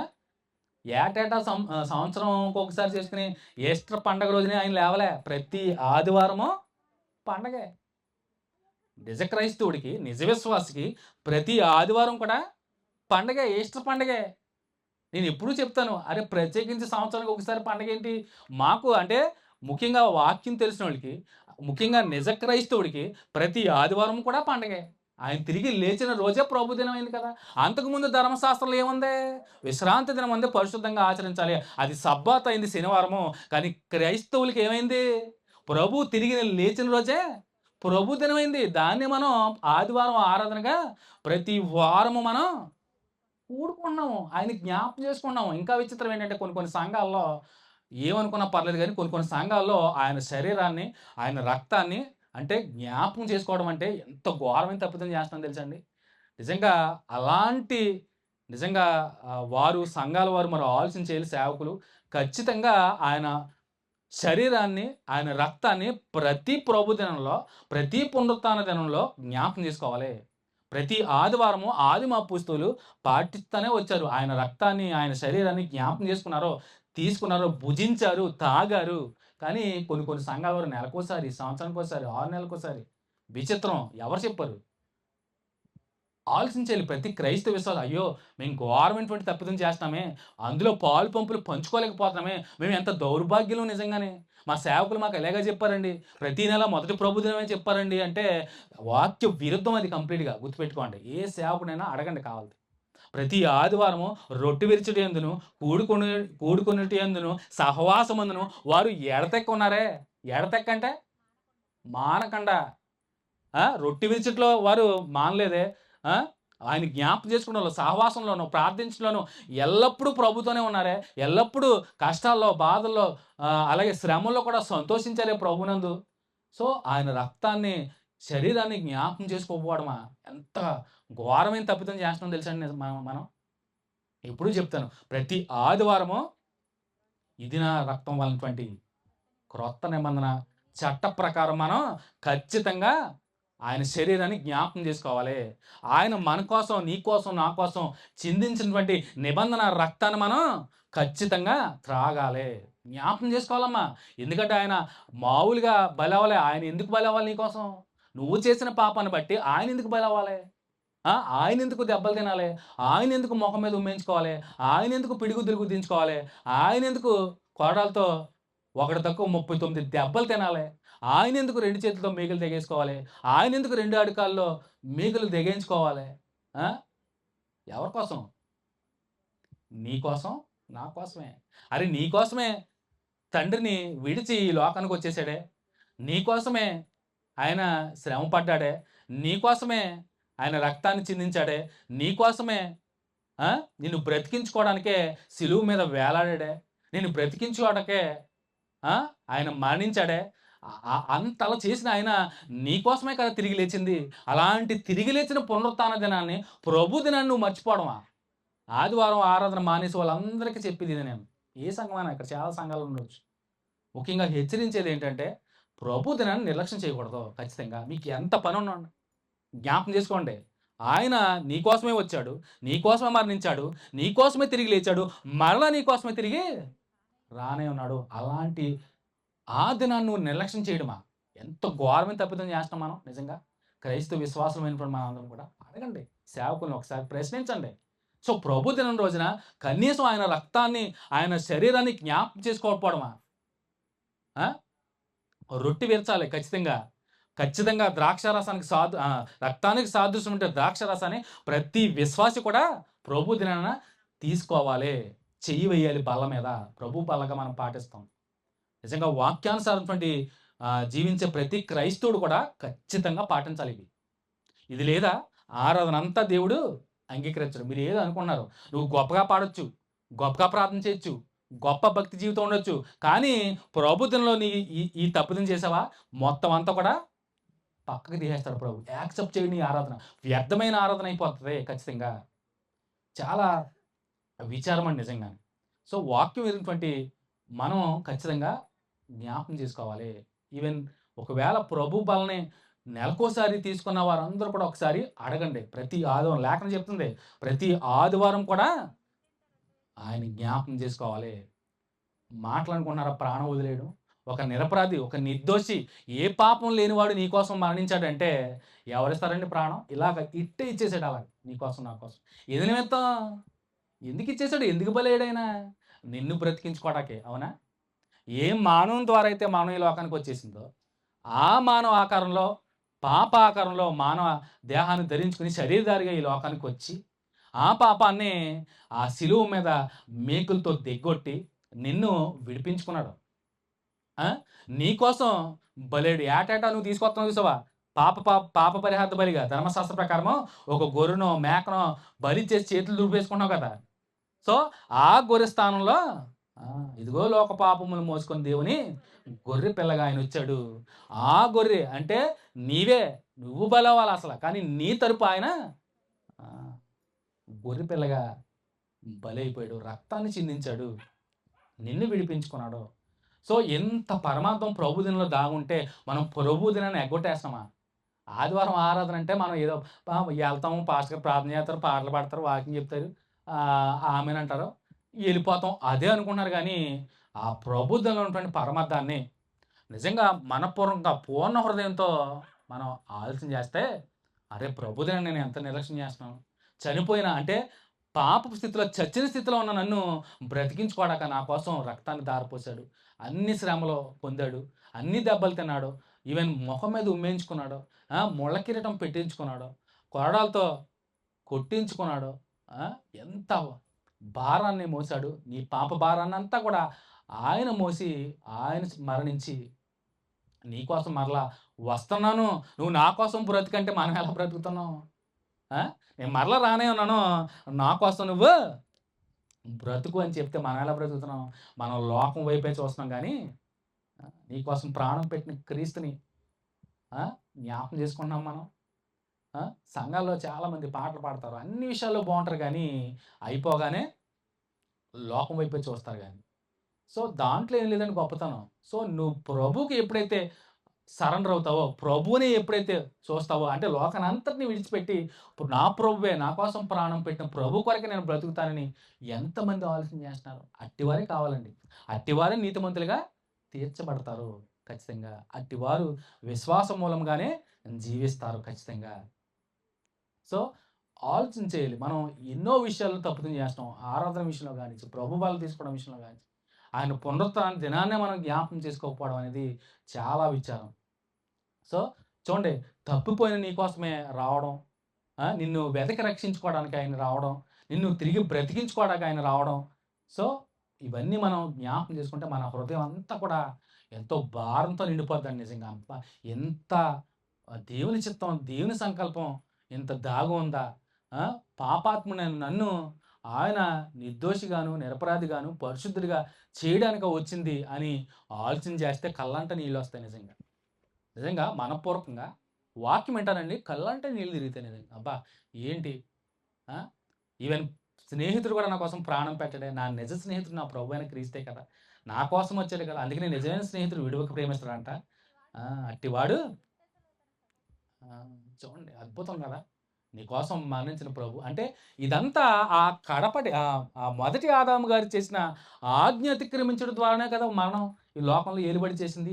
ఆ మరణాన్ని గెలుచుట ద్వారా, ఆ మరణపు ముల్లును విరుచుట ద్వారా పునరుత్థానుడు అంటే క్రీస్తును ఎవరైతే విశ్వాసం ఉంచుతారో ఖచ్చితంగా వారు చనిపోయినా బ్రతుకుతారు. ఈ మాట యోహాను సువార్తలో 11వ అధ్యాయంలో లాజరు సమాధి నుంచి ఆ ప్రేత వస్త్రాలతో నడుచుకుంటూ వస్తున్నప్పుడు చూడండి అద్భుతంగా మాట్లాడతాడు. ఈ సందర్భం మార్తా మరియ కుటుంబంలో లాజరు నిద్రించిన 4 రోజుకి ప్రభువైన యేసుక్రీస్తు వారి కుటుంబంలో వారు అడుగుపెట్టినప్పుడు మార్తా పరిగెత్తుకుంటూ ఎళ్లి, "ప్రభువా! నువ్వు ఇక్కడే ఉంటే నా సహోదరుడు బ్రతికేవాడే. నువ్వు ఇక్కడ లేవే" అన్నప్పుడు, "లేదు నీ సహోదరుడు బ్రతుకుతాడు" అన్నప్పుడు, "అవును ప్రభువా! పునరుత్థాన దినమందు బ్రతుకుతాడని తెలుసు" అన్నప్పుడే వెంటనే ఆ పునరుత్థానాన్ని నేనే. నా యందు విశ్వాసం ఉంచిన వాడు చనిపోయినను బ్రతుకును. బ్రతికి నా యందు విశ్వాసం ఉంచి చనిపోయిన వాడు మరి ఎన్నటికి కూడా బ్రతుకుతాడు. అంటే నీతిమంతుడు విశ్వాస మూలంగా జీవిస్తాడు. అలాంటి నీతిమంతుల్ని జ్ఞాపకం చేసుకోవడం ఆశీర్వాదము. సో, మనం కూడా నీతిని అనుసరించి నడుచుకోవాలి. మనం ఎలా బ్రతికాము అంటే, అబ్బా! క్రైస్తవులురా వీళ్ళు. వీళ్ళు ఎంతో నెమ్మదిగా ఉంటారు. వారు ఎవరి జోలికి వెళ్ళరు. శత్రువులను కూడా ప్రేమించే సుగుణాలు గలవారు క్రైస్తవులని చెప్పుకునేవారిలాగా ఉండాలి గానీ, అబ్బా! క్రైస్తవులా? అబ్బా! వీళ్ళతో పడలేము. క్రైస్తవులా? అమ్మో! వీళ్ళతో ఎందుకు? అన్నట్టుగా ఉండకూడదా నిజంగా. ప్రేమ కలిగి ఉండాలండి. అంతేగాని క్రీస్తు మనకి ఇచ్చిన, పంచిన ప్రేమ దేవుని ప్రేమే. ఆయన ప్రేమే ప్రేమ స్వరూపుగా ఈ లోకానికి వచ్చి ఆయన ప్రేమ మన ఎడల వెల్లడిపరిచాడు. ఎందుకంటే మనం ఇంకనూ పాపులమై ఉండగానే యుక్త కాలమందు భక్తిహీనుల కొరకు ఆయన మరణించాడు. సో ప్రతి ఒక్కరు కూడా అవగాహన చేసుకోండి. సో మరణ సమాధి పునరుత్థానం. సో క్రైస్తవ్యానికి బలమే పునరుత్థానం అని ప్రతి ఒక్కరూ తెలుసుకోవాలండి. సో ఇంకక్కడ మనం చేయాల్సింది ఏం లేదు. ఆయనే మనం ఇవ్వాల్సింది, అర్పించాల్సింది ఆయనే ఆ అర్పణకి బదులుగా ఆయన సజీవ యాగమ శిలువ మరణం పొందుట ద్వారానే మనల్ని ఆయన బ్రతికించుకున్నాడు. ఇంక ఏటాటా బలి అర్పించాల్సిన పని లేదు. సో ధర్మశాస్త్రం చేయలేటువంటిది ప్రభు అయిన యేసుక్రీస్తు వారు ఆ ధర్మశాస్త్రాన్ని నెరవేర్చి ఆయన శిలువ మరణం ద్వారా దాన్ని ఎప్పుడైతే కొట్టివేసి నూతన నిబంధన మనకైతే ఇచ్చాడో, అందుకనే ఈ రక్తం వలనటువంటి క్రొత్త నిబంధన, ఆ క్రొత్త నిబంధన చట్టం కిందే, ఆ క్రొత్త నిబంధన కిందే ప్రతి క్రైస్తవుడు కూడా జీవించాలి. క్రొత్త నిబంధన అనుసరించే బ్రతకాలి. ఇంకా ధర్మశాస్త్రంతో పని లేదు. ధర్మశాస్త్రము ఏ మానవుని కూడా నీతిమంతులుగా చేయలేకపోయింది, తీర్చలేకపోయింది. చూడండి, రోమీలకు రాసిన పత్రికలో మనకి చూడండి, రోమపత్రిక, గల్తీ పత్రిక చూడండి ఒకసారి. గల్తీ పత్రికలో కనపడదు మరి చక్కగా. రోమపత్రిక దగ్గరికి వద్దాం తర్వాత. చూడండి, గల్తీలకు రాసిన పత్రికలో అపోస్తలుడైన పౌలు గారు చూడండి చక్కటి మాట, ధర్మశాస్త్రం గురించి ఆయన ఒక మాట మాట్లాడుతూ చూడండి, 3వ అధ్యాయము ఏంటంట, మోషే ద్వారా ఇచ్చినటువంటి ధర్మశాస్త్రము దాని గురించి మాట్లాడుతూ చూడండి, 3వ అధ్యాయము గల్తీలకు రాసిన పత్రిక 3వ అధ్యాయము 12వ వచనం చదువుకుందాం. 12 నుంచి, నీతిమంతుడు విశ్వాస మూలముగా జీవించును, ధర్మశాస్త్రము విశ్వాస సంబంధమైనది కాదు కానీ దాని విధులను అనుసరించేవాడు వాటి వల్లనే జీవించును. చూడండి, ధర్మశాస్త్రము విశ్వాస సంబంధమైనది కాదు అంటే ధర్మశాస్త్ర ప్రకారము ఏ మనిషి కూడా నీతిమంతుడిగా తీర్చబడలేకపోతున్నారు. సో అలాంటి నీతిమంతులుగా తీర్చబడినటువంటి ధర్మశాస్త్రాన్ని నెరవేర్చడం ద్వారా ఆయన ప్రతి ఒక్కరిని ఆయన శిలువ మరణం ద్వారా ఇచ్చినటువంటి, ఆయన రక్తం ద్వారా ఇచ్చినటువంటి క్రొత్త నిబంధనను అనుసరించి నడిచిన ప్రతి ఒక్కరు కూడా నీతిమంతులుగా తీర్చబడుతున్నారు. సో ఏ మానవుని ద్వారా అయితే మానవం ఈ లోకానికి సంప్రాప్తమైందో అదే మానవుని ద్వారా మృతులకు పునరుత్థానము ఏర్పడింది. కొరింథీయులకు రాసినటువంటి మొదటి పత్రికలో చూద్దాం ఒకసారి. ఇదే మాట పౌలు గారు మాట్లాడుతూ చూడండి, ఏ మానవుని ద్వారా అయితే మానవం ఈ లోకానికి వచ్చిందో అదే మనుష్య ఆకారం ద్వారా వచ్చినటువంటి ప్రభు అయిన యేసుక్రీస్తు వారి ద్వారా మృతులకు పునరుత్థానము ఏర్పడింది, కలిగింది అంటాడు. చూడండి, పౌలు 15వ అధ్యాయము చూడండి, పౌలు కొరింథీయులకు రాసిన మొదటి పత్రిక 15వ అధ్యాయంలో చూడండి 21వ వచనంలో చదువుకుంటే, మనుషుని ద్వారా మరణం వచ్చింది కనుక, ఏ మనుషుని ద్వారా మరణం వచ్చింది? మొదటి ఆదాము అని చూశారు ఇందాక. ఆ మొదటి ఆదాము గారు అంటే ప్రకృతి సంబంధించిన మనుషులు, అంటే నేల మంటి నుంచి తీసినటువంటి ఆ ఆదాము గారు, ఆ మొదటి మానవుని ద్వారా మరణం ఎలా అయితే వచ్చిన కనుక మనుషుని ద్వారానే మృతులకు పునరుత్థానం కలిగిను. అంటే ఆ మనిషి ఎవరు అంటే పరమును వీడి తండ్రి చేత విడిచి పెట్టకూడని భాగ్యమని ఎంచకుండా వచ్చేసాడు. చూసారు, నీ కోసం నా కోసం ఆయనే. సో ఆయనే ప్రభు అయిన యేసుక్రీస్తు వారు. చూడండి, ఏ మానవుని ద్వారా అయితే మరణం వచ్చిందో అదే మనుషుని ద్వారా మృతులకు పునరుత్థానం కలిగిందంటండి. సో చూడండి, ఆదామునందు అందరూ ఎలాగ మృతి పొందుచున్నారో అలాగునే క్రీస్తునందు అందరూ బ్రతికింపబడుదురు. సో ఏ మొదటి మనుషుని ద్వారా మరణం ఎలా అయితే లోకానికి వచ్చిందో అలాగే ఆ మనుషుని ద్వారానే మృతులకు పునరుత్థానం కలగడమే కాదు, అలాగనే క్రీస్తునందు అందరూ బ్రతికింపబడుదురు. ప్రతి వాడును తన వరుసలోనే బ్రతికింపబడును.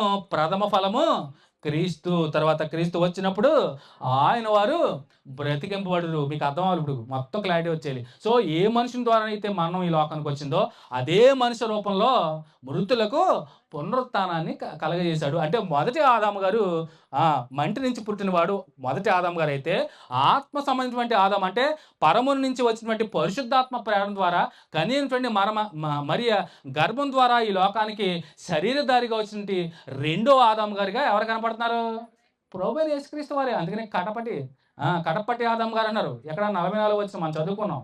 సో ఆ కడపటి ఆదాముగా ఆ! ఒకరేమో ప్రకృతి సంబంధించిన మనుషుడు. ఇంకొక మనుషుడు ఎవరంట? ఆ! పరలోకం నుంచి దిగొచ్చినటువంటి ఆత్మ సంబంధించిన మనుషుడు. ఆయనే మన ప్రభు అయిన యేసుక్రీస్తు వారు. సో చూడండి.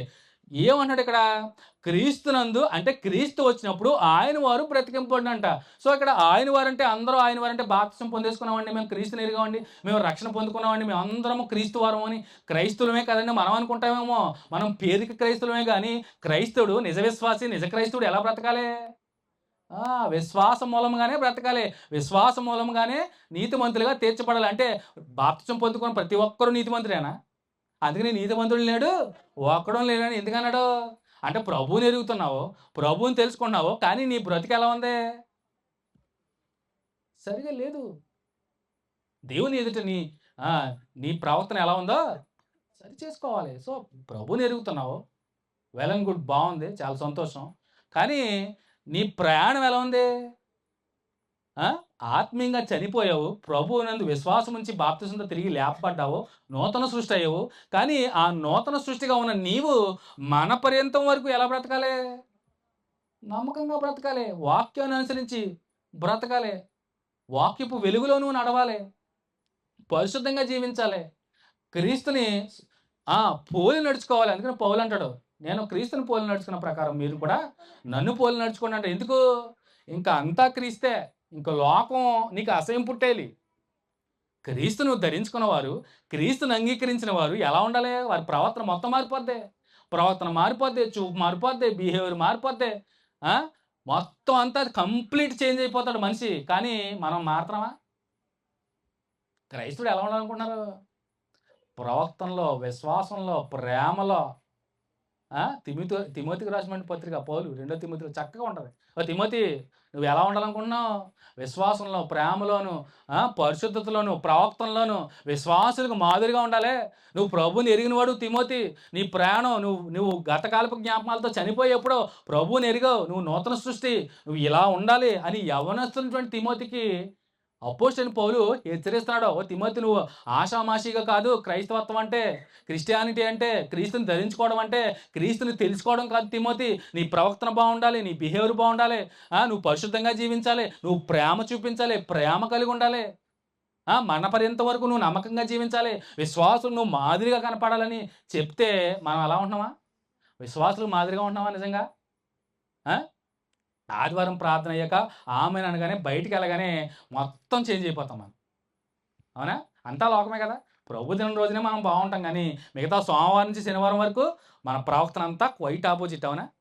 విశ్వాసులకు మాదిరిగా ఉండలేదు, లోకానికి మాదిరిగా ఉంటాం మనం. ఆలోచించాలి. క్రిస్టియానిటీలో అంటే క్రైస్తవ విశ్వాసం అలా ఉండడం. ఒకవేళ అలా ఉన్నాడంటే అది వేషధారణే ఖచ్చితంగా. ఏదో మొక్కుబడిగా నువ్వు ప్రార్థనకి వెళ్తున్నావు, పాటలు పాడుతున్నావు, వాక్యం చదువుతున్నావు, ప్రార్థన చేసుకుని వచ్చేస్తున్నావు అంతే. పాస్టర్ గారు ఏదైతే వాక్యం చెప్తారో అది వినేసి వచ్చేస్తున్నావు. కానీ కంప్లీట్గా సజీవ యాగంగా నీ దేహాన్ని, శరీరాన్ని సమర్పించుకుంటున్నావా ప్రభుకి? నిండు మనసుతో, నీ పూర్ణ హృదయంతో, నీ పూర్ణాత్మతో ప్రభుని సేవిస్తున్నావా? ప్రభు దినంలో అసలు ఆయన శరీరాన్ని జ్ఞాపకం చేసుకుంటలేదు, ఆయన రక్తాన్ని జ్ఞాపకం చేసుకుంటలేదు. ఏదో వస్తున్నాం, కూర్చున్నాం, ఆమె అనగానే వెళ్ళిపోతున్నాము. ఇంకా అనవసరం అండి, వేస్ట్. ఇంకా మనం వెళ్ళిన ప్రయోజనం ఉండదు. అందుకనే ప్రభు అని పిలిచి ప్రతివాడును అక్కడికి చేరడంట. గుర్తుపెట్టుకోండి. అంటే ప్రభు అని పిలిచేవాడు ప్రభు తెలిసినవాడు పిలుస్తున్నాడా, తెల్లనోడు పిలుస్తున్నాడా?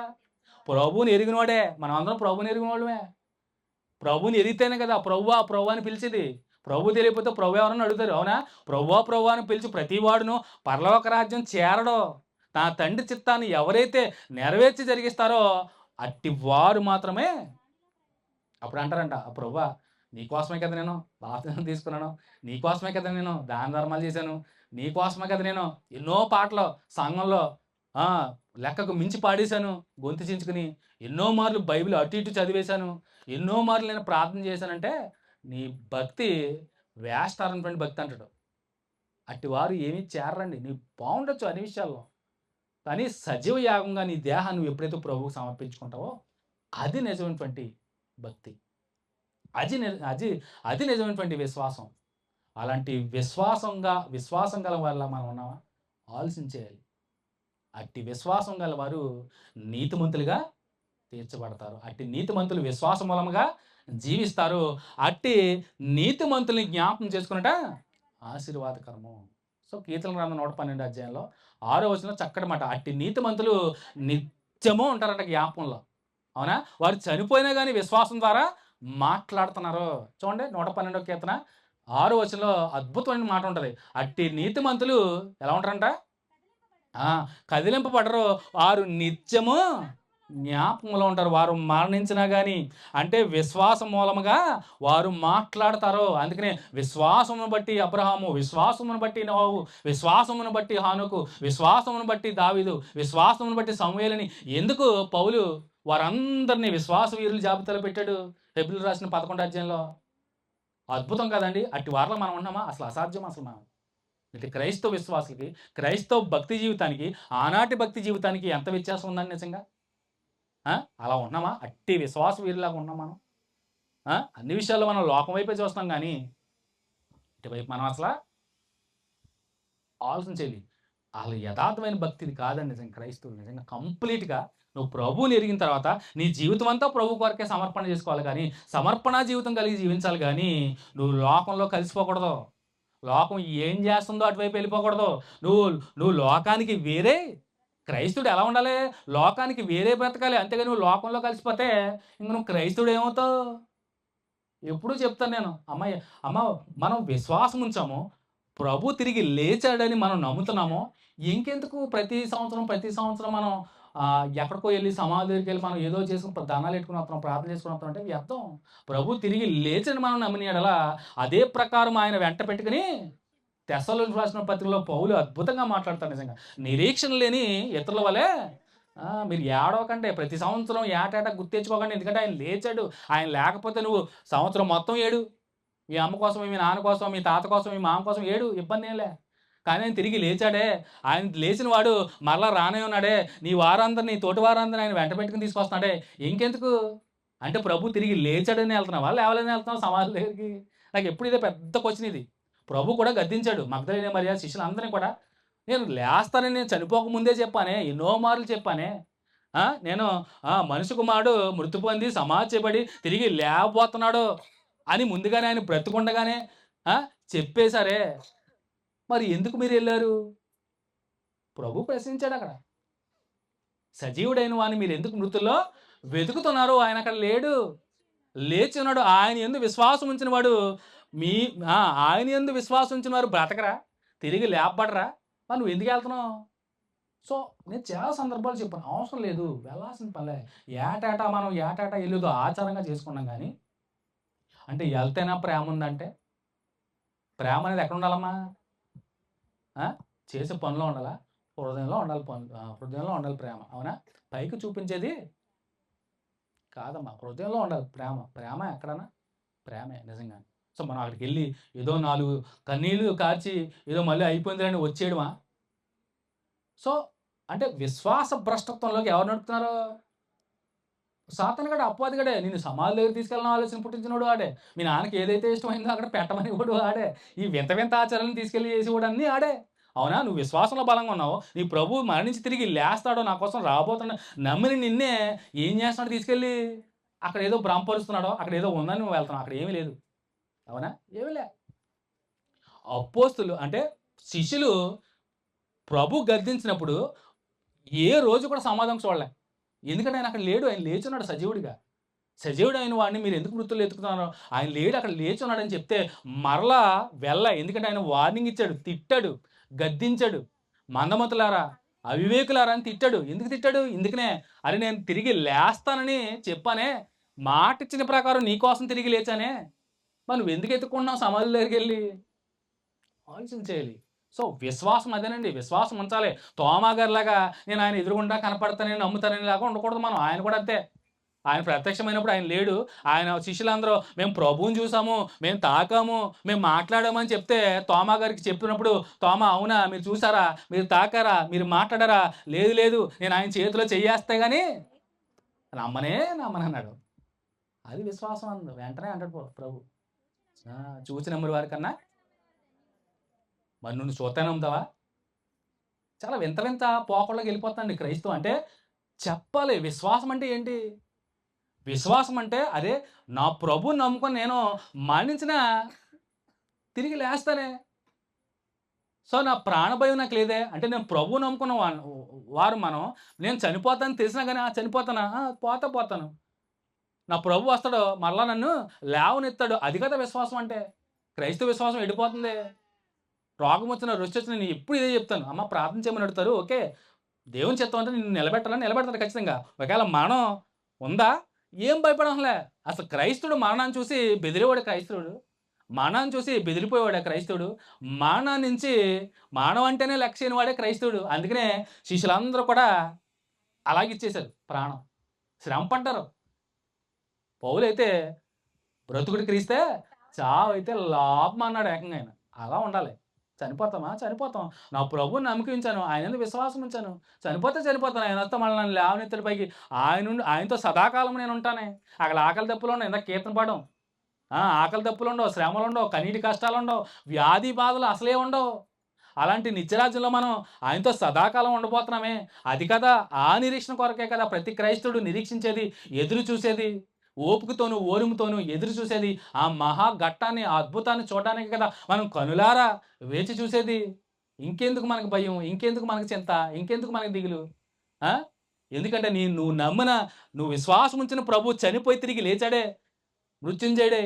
అలాంటి ఆయన నమ్మిన నీవు చనిపోయినా కానీ బ్రతుకుతావే. ఇంకేం కావాలి? క్రైస్తవంలో ఉన్నటువంటి గొప్పదనం, క్రైస్తవ్యానికి బలమే పునరుత్థానం. ప్రభు లేచాడు. ఆయన యందు విశ్వాసం ఉంచి చనిపోయిన నీవు మరలా తిరిగి లేకపోతున్నావో ఇంకేం అవసరం లే. అక్కడికెళ్ళి మీ నాన్నకి ఏదో ఇష్టమైందో పలావో, చికెనో, మందో అటుకెళ్ళి ఎడతారంట. ఏంది అది? ఇతరులు చూస్తే నవ్వుకరా? నవ్వుకుంటారమ్మా. అన్యులు చూస్తే నిజంగా నవ్వుకుంటారు. మేమో చేస్తాము. వాళ్ళు ఏమనుకుంటారు? మాకు దేనికి మనం ఏది చెప్పాను, కొట్టొచ్చినట్టు కనపడుతుంది. ఏది ఆ దీపావళి అయిన తర్వాత చేసేది వినాయకుల చవిత, నాగుల చవిత. వాళ్ళు ఏం చేస్తారో వెళ్ళి పుట్ట దగ్గరికి వెళ్తారో, పూలతో పూజ చేస్తారో, దీపం ఒకటి పెడతారో, ఇంకేం చేస్తారో మందులు వెళ్తారు. మనోళ్ళు ఏం చేస్తారు? మనోళ్ళు శుభ్రంగా వాళ్ళు పుట్ట శుభ్రంగా క్లీన్ చేస్తారండు. పుట్ట శుభ్రంగా క్లీన్ చేసుకుంటారు. అక్కడ వాళ్ళు ఏం చేస్తారు? పూజ చేస్తారు. మనోళ్ళు ఏంటి? శుభ్రంగా క్లీన్ చేసుకుని శుభ్రంగా పూలేస్తారు. వీళ్ళు దీపం పెడతారు, మనోళ్ళు కొవ్వెత్తి పెడతారు. వీళ్ళు ఏం చేస్తారు? వీళ్ళు పుట్ట దగ్గర బాంబులు వేస్తారు, మనోళ్ళు మన బాంబులు వేసారు. నవ్వుకున్నాం నిజంగా. అరే ఏంటి ఆచారం ఎడిపోతుంది క్రైస్తవ్యం? సేవకులు కూడా చెప్పట్లేదేమో. నిజంగా అంజులు ఏమనుకుంటారు? ఓకే, మేము ఇలా చేస్తాం, వీళ్ళు ఇలా చేస్తారా, మమ్మల్ని చూసి నేర్చుకుంటారు ఇలా అనుకుంటారు. అవునా? అసలు క్రైస్తవుడు ఎలా ఉండాలి? లోకానికి వేరే బ్రతకంటారా అంటే మనం ఏం చేస్తున్నాం? ఘోరం అండి. క్రైస్తవం ఎటు వెళ్ళిపోతుంది. అంచె దినాల్లో ఇలాంటి పరిస్థితులు ఉంటాయి. ఈవెన్ విశ్వాసం ఉంచిన వారు కూడా విశ్వాస పురుషులు అయిపోతుంది గ్రంథమే చెప్తుంది. అంతవరకు నిలబడే వాళ్ళు కొంతమందే. ఆత్మలు చల్లారిపోతాయంట. అంటే బలంగా ఉన్నవారు కూడా ఏమైపోతారు? విశ్వాసం నుంచి తప్పిపోతారు. చివరాఖరులో మిగిలేదు కొద్దిమందే. పరలోకం వెళ్ళే వాళ్ళు కొద్దిమందే. అందరూ వెళ్ళిపోతారా? ప్రభు అని పిలిచే ప్రతివాడు వెళ్ళిపోతాడా? ఎల్లరో. వాక్యం హెచ్చిస్తుంది, గద్దిస్తుంది మనల్ని. మనం మనోనేతాలు తెరవాలి ఖచ్చితంగా. పాస్టర్ గారు ఏది చెప్తే మనం గుడ్డిగా నమ్మేసుకుని మనం ఇదే కదా ప్రభు చెప్పాడు, ఇదే కదా వాక్యం చెప్పిందంటే మీరు బైబిల్ ఏ రోజైనా తెలిస్తే అప్పుడు అర్థమవుతుంది దేవుని మాటలో. వాక్యానుసారమైన జీవితం ఏంటో తెలుస్తుంది మనకి. ఎప్పుడు బైబిల్ చదవకుండా పాస్టర్ గారి మీద డిపెండ్ అయిపోతే ఎలాగ ఉంటుంది? ఖండించాలండి, గద్దించాలండి ఖచ్చితంగా. వాక్యం ఎప్పుడు ఖండిస్తుంది, వాక్యం ఎప్పుడు గద్దిస్తుంది, వాక్యం ఎప్పుడు సరిచేస్తుంది బ్రతుకుల్ని. వాక్యం దగ్గరికి రా, నీ బ్రతుకుని సరిచేస్తుంది. అంతేగాని ఎవరిదో చెప్తే నువ్వు మానడం కాదు, వాక్యమే నేను నడిపిస్తుంది. ఈ వాక్యమే నీకు వెలుగు, నీకు దీపము, నా త్రోవకు వెలుగు, దీపము. సో అలాంటి వాక్యపు వెలుగు నువ్వు నడవకుండా ఎవరో సేవకులు ఏదో చెప్తే నువ్వు వెళ్ళి అంధవిశ్వాసంతో, మూఢ విశ్వాసంతో వెళ్ళిపోయి ఏదో చేస్తున్నావు. కానీ నీకు ఒక విషయం చెప్పాలి. మా నాన్నగారు నిద్రించి నాకు తెలిసి 2021లో చనిపోయారు. ఆయన సమాధి ఎక్కడో కప్పెట్టానో కూడా నాకు తెలియదు ఇప్పటికీ. నిజంగా మా స్థానిక సంఘాలు కూడా తెలుసు, విశ్వాసులు అందరూ తెలుసు. నాకు తెలియదు ఇప్పుడు. ఎందుకంటే మా నాన్నగారు ముందు బతుకుండగానే చెప్పారు, అరే నేను చనిపోతే నా పితరులను నేను అలాగే, ఎందుకంటే గ్రంథాన్ని పక్కాగా ఫాలో అవుతారు. ఎందుకంటే చనిపోయిన వారు పితరుల యొద్దకు చేర్చబడాలి. అంతే. మట్టి నుంచి తీసినవాడు మంటిలోకి వెళ్ళిపోవాలి. సో మట్టి కల్పించిన తర్వాత నువ్వు ఎన్నటికీ మళ్ళీ నువ్వు దాని దగ్గరికి వెళ్ళకు. నేను నా పితరులను అలాగే కప్పెట్టేశాను. మీ మామ తాత సమాధులు ఎక్కడ ఉన్నాయి నాకు వెళ్ళాను ఊరు. సో ఈవెన్ నన్ను మట్టిగా అర్పించినప్పుడు కూడా నువ్వు ఈ సమాధి కడతాం కానీ, టైల్ శాతం కానీ, ఏదో కట్టడం కానీ కట్టొద్దని కరాకని చెప్పాను. ఎందుకంటే వేస్ట్, వృధా. నేనంతా ప్రయాసపడి అలికేసుకున్న వాళ్ళందరికీ తెలియదేమో. రేపు మాపు అది ఎత్తి చేస్తారంట, మొత్తాన్ని కూలగొట్టేస్తారంట. ఏమో తెలుసా? సమాధులన్నీ పడగొట్టేసి దెబ్బ కింద వేస్తారండి. ఎందుకంటే సిమెంట్ రోడ్ వేసారంట. అది కొద్దిగా హైట్ చేస్తారండి. ఏమో తెలిసింది మరి న్యూస్. మర్చిపోండి అరుక్కున్నవారు మీ సమాధులు ఏమవుతాయి? మీ ఊరి సమాధులు ఏమవుతాయి? ఎక్కడ ఎత్తుకుంటారు? వృధా అది. సో, వాక్యం ఏం చెప్తుంది? మనం ఏం నేర్చుకుంటున్నాము? సో, అన్య సాంప్రదాయాన్ని పోలి చేసేస్తున్నాం మనం అన్నీ. ఆడ పుట్ట దగ్గర చేస్తారు. పుట్ట పోయి సమాధి వచ్చింది అంతే. వింత వింత ఆచారాలు, వింత వింత పోకడలు. అరే వాక్యమే కదా మనకి బలం. క్రీస్తు పునరుత్థానమే కదా! ఆయన యందు విశ్వాసం ఉంచిన వారు మనం తిరిగి లేస్తాం కదా! ఇంకేంటి? ఆయన యందు నిద్రించిన వారు మొదట ఆయన వెంట పెట్టుకొని వస్తారు కదా! ఇప్పుడు వరలక్ష్మి గారిని ప్రభువైన యేసుక్రీస్తు వారు ఆయన వచ్చేటప్పుడు వెంట పెట్టుకొని వస్తాడు. అవునా? మనం వారిని ఎదురాడి కలుసుకుంటాం. అలాంటి గొప్ప భాగ్యాన్ని ప్రభువైన యేసుక్రీస్తు వారు, ఆ కడపటి ఆదాముగా వచ్చినటువంటి ప్రభువైన యేసుక్రీస్తు వారు మనకు అనుగ్రహించారంటే, మనం నిజంగా క్రైస్తవ విశ్వాసులుగా, క్రైస్తవులుగా మనం ఎంతో ధన్యులు నిజంగానే. అట్టి భాగ్యము, అట్టి నిరీక్షణ ఒక్క క్రైస్తవులకు మాత్రమే ఉంది. అందుకనే నిరీక్షణ లేని ఇతరుల వలె దుఃఖించకండి, ఏడవకండి, బాధపడకండి. ప్రభు మరలా వస్తున్నాడు. ఆయన యందు విశ్వాసం ఉంచి నిద్రించేవారు ప్రతి ఒక్కరిని వెంట పెట్టుకొని వస్తున్నాడు. అది క్రైస్తవుల విశ్వాసం. సో, ఆ విశ్వాసాన్ని కోల్పోకుండా, సో, అపవాదిగాడు ఎన్నెన్నో చేస్తాడు కనులకి ఇంపుగా. అబ్బా! ఇదే బాగుందని మనం వెళ్తాం. కానీ ఏదైతే లోకం నిన్ను అట్రాక్ట్ చేస్తుందో అది దేవునితో వైరం అని చెప్తుంది. ఈ లోక స్నేహము దేవునితో వైరము. సో, ప్రభువైన యేసుక్రీస్తు వారు ఆయన మరణ త్యాగాన్ని కూడా ప్రతి క్రైస్తవ విశ్వాసి కూడా గుర్తుపెట్టుకోవాలి. అందుకనే మరలా చెప్తున్నాం, ప్రభు దినాన్ని నిర్లక్ష్యం చేయకండి. ప్రతి ఆదివారం ప్రభు దినంలో ఉంటున్న పరమార్థాన్ని ఆలోచన చేయండి. ఆయన ఎందుకు తిరిగి లేచాడో, ఎందుకు పునరుత్థానుడయ్యాడో ప్రతి ఒక్క క్రైస్తవ విశ్వాసి కూడా అవగాహన చేసుకోవాలి, ఆలోచన చేయాలి. ప్రభు దినంలో ఉన్నటువంటి పరమార్థం, ప్రభు తిరిగి లేచిన దినమే పునరుత్థాన దినం. ఆదివారం ప్రభు దినంగా అయింది. ఆ దినాన్ని రోజున ప్రతి ఆదివారం మనం పరిశుద్ధంగా కూడుకున్నాము. ఆ రోజున ప్రతి క్రైస్తవ విశ్వాసి కూడా ఆయన శరీరాన్ని తప్పక జ్ఞాపకం చేసుకోవాలి. ఆయన కాచినటువంటి ప్రతి రక్తపు చుక్క నీకోసమని ఆయన రక్తానికి సాదృశ్యంగా ద్రాక్ష రసాన్ని ప్రభు బలగా ప్రతి క్రైస్తవ విశ్వాసి కూడా ప్రతి ప్రభు దినంలో జ్ఞాపకం చేసుకుని భుజించాలి, పానం చేయాలి. సో, అది నిజంగా క్రైస్తవ భక్తి జీవితం. సో, ఆయన యందు విశ్వాసం ఉంచిన వారు మరి ఎన్నటికీ చనిపోడు, మరి వారు తిరిగి లేస్తారు. మరి వరలక్ష్మి గారు కూడా మరి ఆయన విశ్వాసం మూలంగానే మాట్లాడతారు ఖచ్చితంగా. సో, ఆమె చనిపోయారని మనం బాధపడుతున్నాం. అంటే లోకాన్ని విడిచి వెళ్ళారు. ఎందుకంటే మనం కూడా ఏదో రోజు విడిచి వెళ్ళాల్సింది. మనం యాత్రికులము, పరదేశులమే. మనం ఈ లోకం కాదు. మనం ఎక్కడి నుంచి వచ్చాము? మనం పరలోక సంబంధులము. మనం తిరిగి మళ్ళా వెళ్ళిపోవాలి. పితరులు కూడా అలాగే అన్నారంట. పితరులు కూడా ఏ పత్రిక? హెబ్రీయులకు రాసిన పత్రిక. చక్కగా వారు వచ్చిన ప్రదేశం వారికి తెలుసంట. తెలిస్తే మరలా వెళ్ళడానికి ఆస్కారం ఉంటదంట. అంటే మనం ఎక్కడి నుంచి వచ్చామో దారి తెలిస్తే మరలా మనం అక్కడికి వెళ్ళటాకే ఆస్కారం ఉంటది, అవకాశం ఉంటది. సో, తెలుసుకోవాలి. మనం ఈ లోక సంబంధులం కాదు, మనం పరలోక సంబంధులం. సో, మనం మరలా అక్కడికే వెళ్ళాలి అంటే పరిశుద్ధంగా జీవించాలి. నీకోసం ప్రాణం పెట్టిన క్రీస్తుని నువ్వు అంగీకరించాలి. మన పర్యంతం వరకు నమ్మకంగా జీవించాలి. నీ విశ్వాస ప్రయాణాన్ని కొనసాగించాలి. అలాంటి విశ్వాసాన్ని కొనసాగించిన నీవు విశ్వాసం మూలంగానే నీతిమంతులుగా తీర్చబడతావు. అట్టి నీతిమంతులే నెమ్మది పొందే స్థలంలో ఉండబోతున్నారు. సో, అట్టి నీతిమంతులుగా మనం ఉండాలంటే వాక్యపు వెలుగులో ప్రభువైన యేసుక్రీస్తు వారిని మనఃపూర్వకంగా సజీవ యాగంగా శరీరాలు మనం ఆయనకి సమర్పించుకుని పరిశుద్ధంగా జీవించినట్లయితే మన పర్యంతం వరకు నమ్మకంగా జీవిస్తే నీవు నేను కూడా నీతిమంతులుగా తీర్చబడతాము. సో, అట్టి నీతిమంతులు విశ్వాసం మూలంగా జీవిస్తారు. అట్టి నీతిమంతులు జ్ఞాపకం చేసుకున్నట ఆశీర్వాదకరము. వారు నిత్యము జ్ఞాపకంలోకి ఉంటారు. సో, శ్రద్ధగా వినే అందరూ కూడా వందనాలు.